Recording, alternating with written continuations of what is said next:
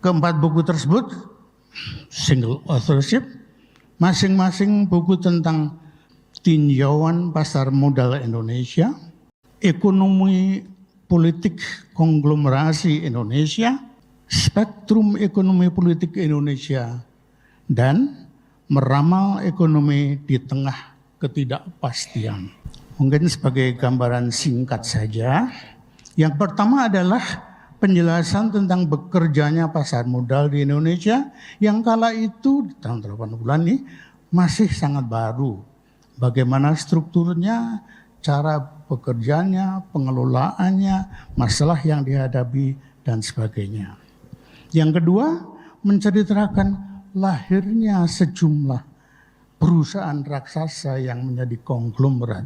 Sebagian karena menerima lisensi.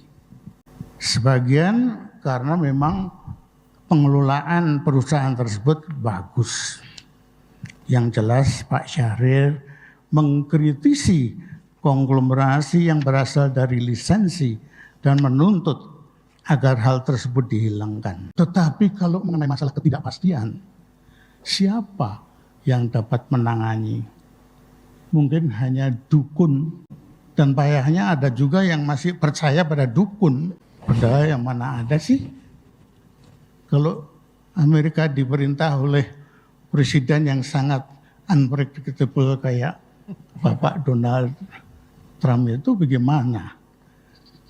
Dia memerintah mengeluarkan diskresi karena pada waktu malamnya dia mimpi buruk misalnya. Kan susah kita menghadapi. Nah, Kalau dulu Pak Harto suka gitu nggak Pak Derajat?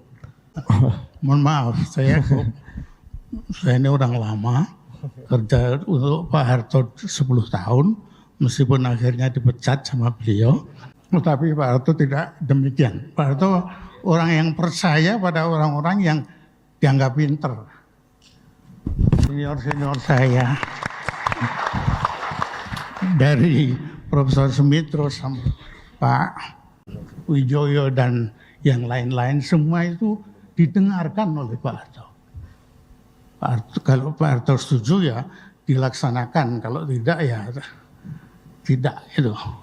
Kalau bandel kayak saya ya bisa dipecat gitu, tapi nggak apa-apa lah gitu.